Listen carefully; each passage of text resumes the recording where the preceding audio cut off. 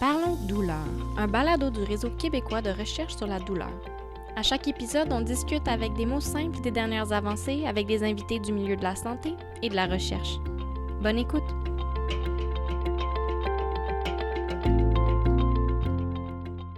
Bonjour et bienvenue dans ce nouvel épisode de Parlons douleur, créé en collaboration avec l'Association québécoise de la douleur chronique. Je m'appelle Monica et je suis candidate au doctorat en sciences des radiations et imagerie biomédicale à l'Université de Sherbrooke, sous la direction de professeur Pascal Tétrault, professeur Guillaume Léonard et professeur Kevin Whittingstall. Ceci est le troisième et dernier épisode de notre série sur la physiothérapie et la douleur chronique. Dans le premier épisode, Alexia Coulombe-Lévesque, étudiante au doctorat et physiothérapeute chez Physio-Atlas, nous a parlé de son travail de recherche et de l'influence de sa recherche sur son approche en physiothérapie. Dans le deuxième épisode, Antoine Laramé, physiothérapeute et enseignant au microprogramme de gestion avancée de la douleur de l'Université de Sherbrooke, nous a parlé de programmes de douleur chronique qu'Alexia et lui ont mis sur pied à la clinique Physio-Atlas. Aujourd'hui, nous accueillons Alain, un patient qui a récemment complété le programme et qui a accepté de nous partager son expérience aujourd'hui. Bonjour Alain, merci d'être avec nous aujourd'hui. Bonjour, c'est un grand plaisir. Merci. Est-ce que vous voulez un peu nous parler de votre parcours avec la douleur avant la prise en charge chez Physio-Atlas? Effectivement, le parcours avec la douleur, ce fut un long parcours pour moi. Le parcours a débuté il y a tout près de 30 ans passés. Au moment de l'activité sportive, nécessairement, j'ai eu une fracture de la 12e vertèbre dorsale. Okay. Et à partir de ce moment-là, à plusieurs reprises, j'ai souffert d'entorse lombaire et d'hernie discale. À un moment donné, dans tout début des années 2000, j'ai eu une double hernie discale, et puis ça a fait une compression sur la dure-mère. Okay. Et à ce moment-là, j'ai eu une paralysie partielle au niveau du bas du corps. Quand je dis partielle, c'est pas nécessairement partielle, mais nécessairement temporaire. Mm-hmm. Et cette paralysie-là est revenue à 3 reprises, et à la 3e reprise, nécessairement, on a décidé de me faire une fusion lombaire. Okay. Qui a été exécutée avec quand même, moi je considère un grand succès parce qu'à mon arrivée à l'hôpital, j'étais dans un fauteuil roulant et je suis sorti sur mes jambes. Okay. Par contre, la remise en forme et la réhabilitation ne s'est peut-être pas passée de la bonne façon pour moi, étant donné que je suis une personne qui a quand même une grande confiance aux scientifiques. La médecine, ces choses-là, moi, j'ai vraiment de grande confiance. Et puis, à ce moment-là, ma réhabilitation a commencé par les 90 premiers jours enfermé dans une grosse coquille, un moule qu'on avait fait pour mon corps. Et puis, sans bouger le moins possible, sans même être capable de me laver avec de l'aide. On enlevait cette coquille-là, et puis on me lavait partiellement. Et puis, par la suite, j'ai eu plusieurs rencontres. Et à toutes les rencontres, ce qu'on disait, et même les premières heures après l'opération, on me disait « Monsieur Robitaille, soyez pas surpris, vous allez vivre le restant de vos jours avec des douleurs chroniques. » Qu'est-ce que la douleur chronique? Chronique, ça veut dire c'est grave, dans ma tête à moi. Donc, on part avec des douleurs qui sont graves, mais par contre, je suis heureux, je suis sur mes pieds. Donc, à ce moment-là, plusieurs années se sont passées avec des épisodes de douleur, avec des adaptations de toutes sortes de médicaments, toutes sortes d'opioïdes, avec toutes sortes, nécessairement, chacun des effets secondaires. Mm-hmm. Et bon, souvent, avec l'effet secondaire, on rajoute un autre médicament pour contrer l'effet secondaire. Et puis, nécessairement, depuis plusieurs années, me promenant avec une sacoche de médicaments. Et donc, si on veut s'en aller plus près du parcours qui m'amène chez Atlas, à un moment donné, aussi avec les mauvaises positions, ces choses-là, l'inactivité, étant donné qu'on m'a dit « Vous ne faites pas ça, vous ne faites pas ça, vous ne faites pas ça », je suis un bon élève, j'écoute bien. Donc, je bouge plus. Donc, les douleurs empirent. À un moment donné, je suis à mon bureau. Ça se passe fin d'été 2023, c'est-à-dire. Et puis, je me dis, hey, il y a quelque chose, me semble, qu'au tout début, avant même d'avoir les douleurs chroniques, ces choses-là, qui étaient bon pour moi, la physiothérapie. Je prends le bottin près de mon bureau. Il y a la clinique de physio Atlas sur J.A. Bombardier. J'appelle, j'ai un rendez-vous sur le champ, il y a une cancellation. J'arrive là. Et le physiothérapeute, nécessairement, qui me rencontre, il me regarde marcher, puis il me regarde d'un drôle d'œil. Oh, il me dit, toi, là, tu viens pas juste pour ce qu'on m'a dit ce matin. Il dit, ça va pas, des grosses douleurs dans le dos, ces choses-là. Ça me surprend de voir que juste à l'œil, nécessairement, on peut décrire ça. Fait que, nécessairement, on fait le traitement. Par la suite, il dit, est-ce que tu es ouvert à ça? Il dit, j'ai des collègues à moi, il dit, à la clinique Carillon, qui ont développé un programme de gestion de la douleur chronique. Et il dit, moi, je pense que tu serais un très bon candidat pour ça. Donc, on me passe des dépliants. Je prends un peu d'informations et voilà, bon, j'appelle à la clinique Carillon et le parcours débute nécessairement. Et aujourd'hui, je suis devant vous pour en témoigner que des bienfaits. Parfait. Bien, parlant de bienfaits, est-ce que vous voulez un peu parler de votre expérience dans ce programme-là, justement, à Carillon? Bien, l'expérience, nécessairement, ça a débuté un petit peu drôlement parce que j'ai débuté le programme un petit peu à l'inverse. Il y avait une partie que je décris de théorie et une partie, nécessairement, qui était plus adaptée physiothérapie. Okay. Donc, j'ai rencontré M. Antoine Larabé, physiothérapeute, et puis, à partir de ce moment-là, on a discuté ensemble, et dès ce moment-là, Antoine a commencé à insérer un petit programme d'activité léger, très adapté, et petit à petit, bon, un petit peu plus de mobilité, et voilà, 2 ou 3 semaines après, on commence nécessairement les cours théoriques. Les cours théoriques, bon, nécessairement... Bon, je sais un petit peu où je m'en vais parce que j'ai jasé un petit peu avec Antoine. Il m'a fait des beaux dessins. Il m'a nécessairement expliqué, bon, c'est quoi la douleur chronique.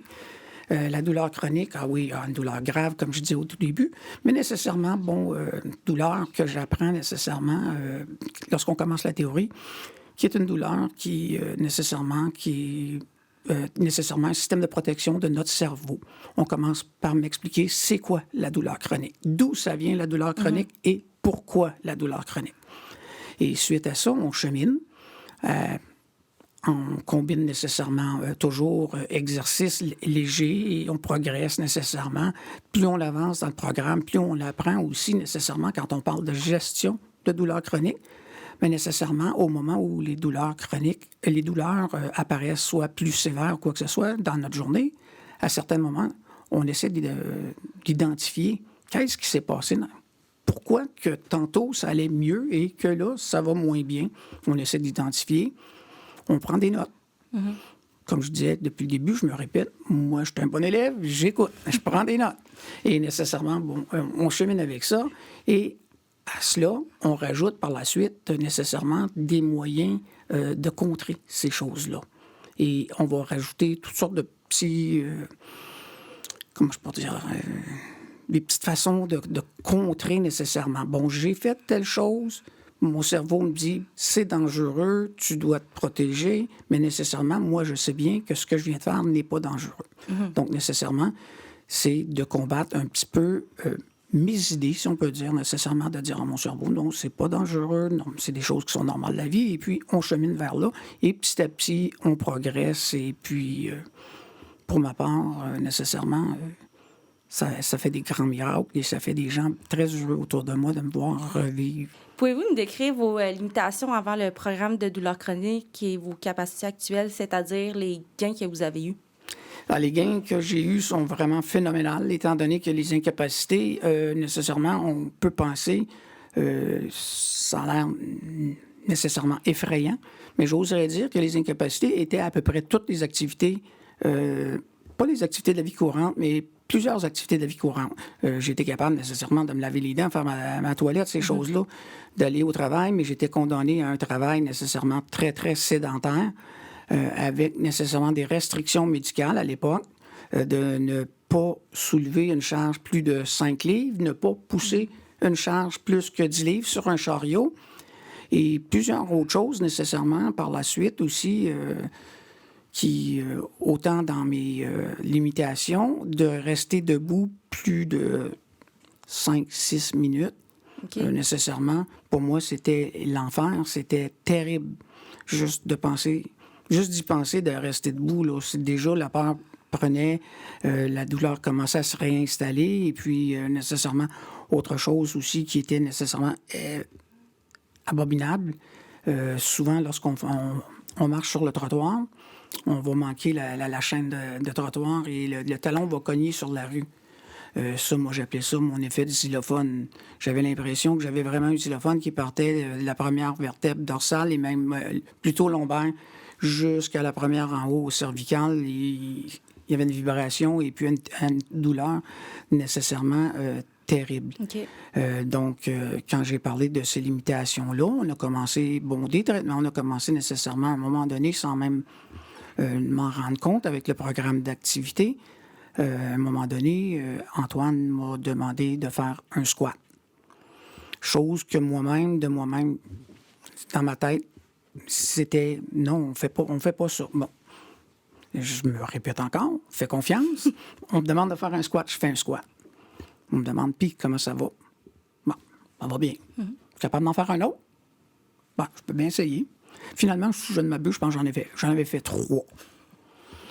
Donc, à partir de ces 3 squats-là, on a mis, regarde, cette semaine, les objectifs, je pense que, tu vas faire ces 3 fois par semaine pour la semaine en cours. Essaye de faire 5 squats. Bon, on part avec les 5 squats. Puis, on fait la semaine, 3 fois, 5 squats. La semaine d'ensuite, comment ça a été? Très, très bien. Très, très bien. Fait qu'à un moment donné, sans m'en rendre compte, on sort des poids. Si je ne m'abuse, à l'époque, je pense que c'était 5 livres par main qu'on avait sortis. Et puis, on me demande de faire un squat.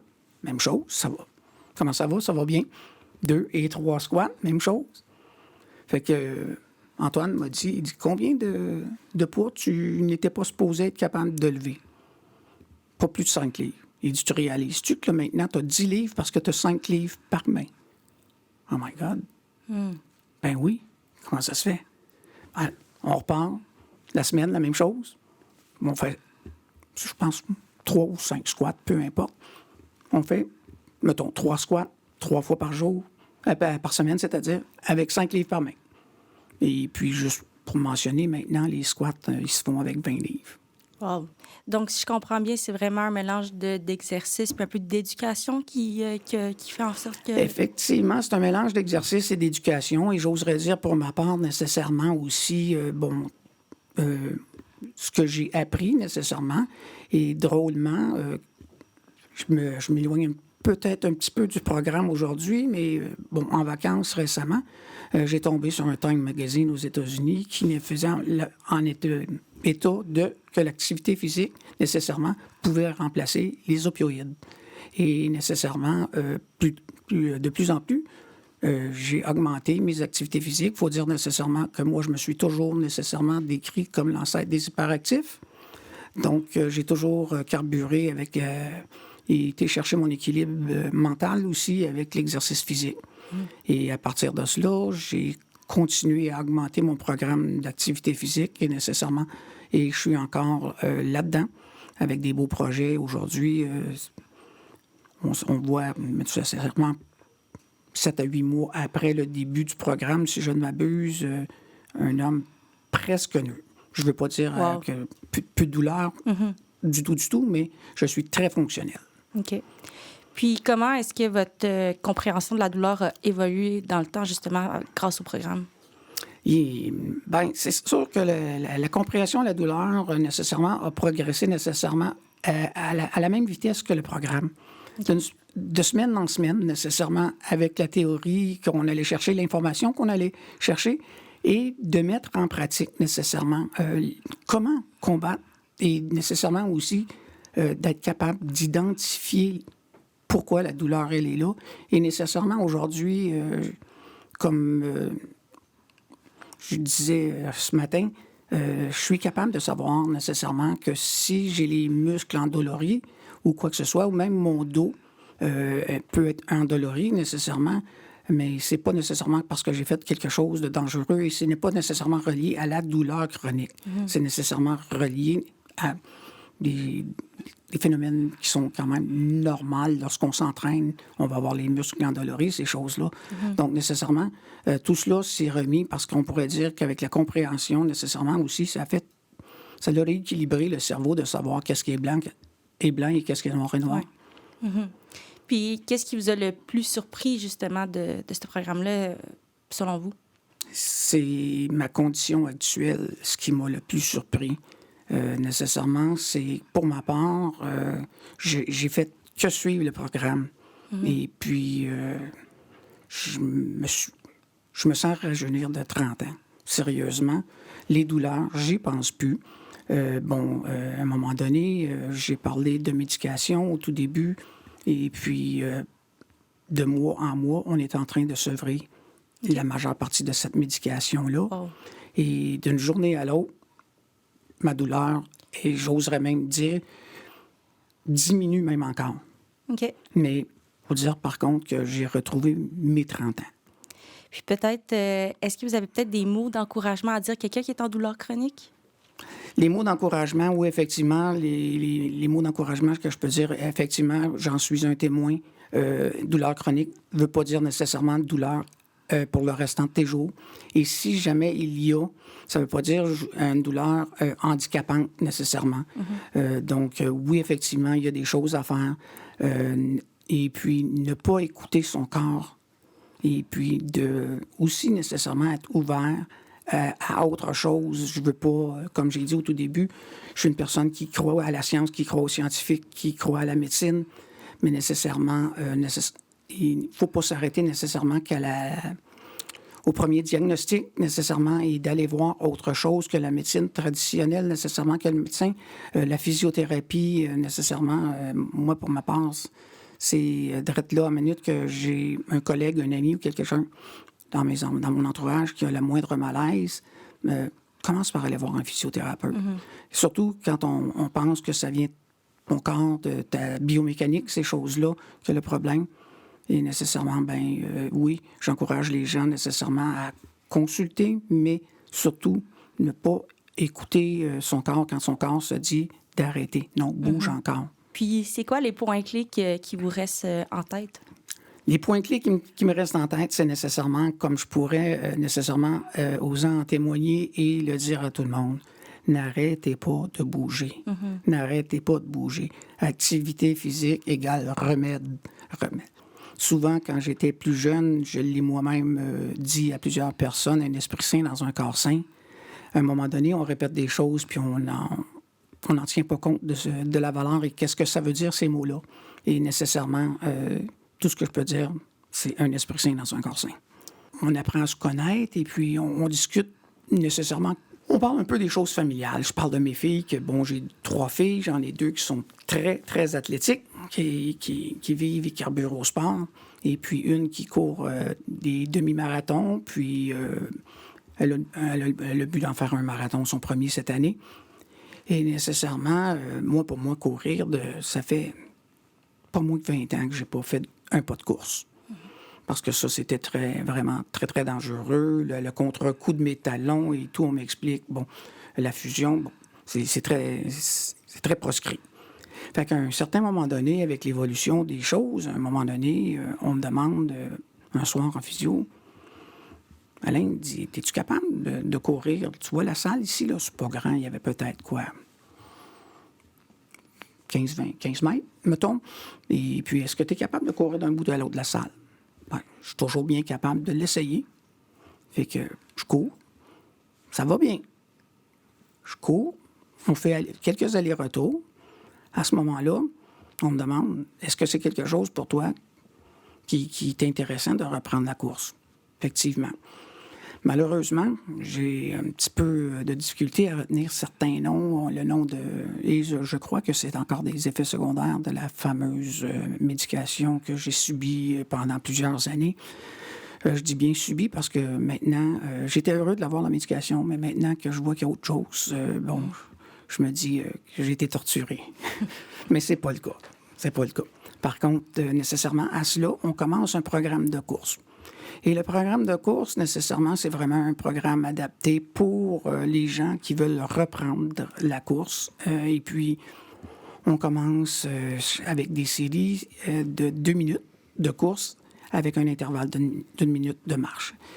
Et je me souviens bien, je crois qu'on avait commencé à 3 pendant une semaine, 3 fois 2 minutes avec un intervalle d'une minute de marche. Et puis maintenant, je sais que, bon, mon physio est assis à côté de moi.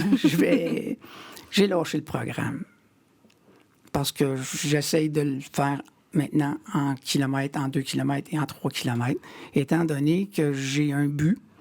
Le printemps est très, très proche. Il va peut-être être plus vite. Mettons que le printemps, pour moi, on peut dire mois de juin. Mais j'ai l'intention de courir avec ma fille mon premier 5 kilomètres. Mon Dieu, wow. Actuellement, je suis capable de faire facilement 2 kilomètres à la course. Donc, je me concentre là-dessus. J'ai malheureusement peut-être pas écouté à ce moment-là. Comme je dis depuis le début, j'écoute, mais là, j'ai pas écouté. Je voyais que ça allait très, très bien. Mais par contre, j'avais été prévenu qu'il y a peut-être des dangers à ça. Mais pour le moment, je continue l'activité physique, l'activité de musculation, 3 fois par semaine. Et puis, ça va tellement, mais tellement bien. Et puis, tout le monde autour de moi ont été très, très actifs. Comme je ne l'ai pas mentionné dans le podcast, mais moi, je viens du milieu nécessairement. Je suis un ex-entrepreneur électricien spécialisé en montagne de ski. Donc, on a fait du ski depuis des années, en famille. C'était une activité familiale. Et puis, au moment où j'ai dû abandonner le ski, ça a été une grosse chose pour toute la famille. Tout le monde a décidé d'abandonner le ski. Et maintenant, tout le monde s'y remet petit à petit. Et ma fille me voit venir avec le printemps, m'appelle plusieurs fois par semaine. « Papa, on court notre 5 km. Ce printemps, on court notre 5 km. » Tout le monde est très, très heureux. Et ma conjointe, avec qui j'avais commencé à faire de la marche en montagne, elle est addict de la marche en montagne. Et puis, elle a un rêve depuis plusieurs années. Et puis, elle me voit aller. Et puis, parfois, je vais marcher en montagne. Autrefois, si j'ai un recul d'1 an ou 2, quand on y allait, j'étais toujours derrière avec une distance. Parfois, je prends le devant maintenant. Et puis, on a des gros projets. Au mois d'octobre, on travaille sur notre remise en forme. Et puis, la remise en forme du portefeuille, nécessairement, qui n'a pas rapport, mais ça va être important. Au mois d'octobre prochain, qui est la fête de ma conjointe, on fait le Machu Picchu. Wow. Puis je suis convaincu que je vais vous revenir avec des photos. Merci beaucoup, Alain, d'avoir participé à notre balado. Puis merci aussi aux auditeurs d'avoir suivi nos 3 épisodes à propos de la physiothérapie et de la douleur chronique. À bientôt pour un nouvel épisode de Parlons douleur. Merci d'avoir écouté Parlons douleur. N'hésitez pas à vous abonner pour ne pas manquer un épisode et à partager le balado avec vos amis.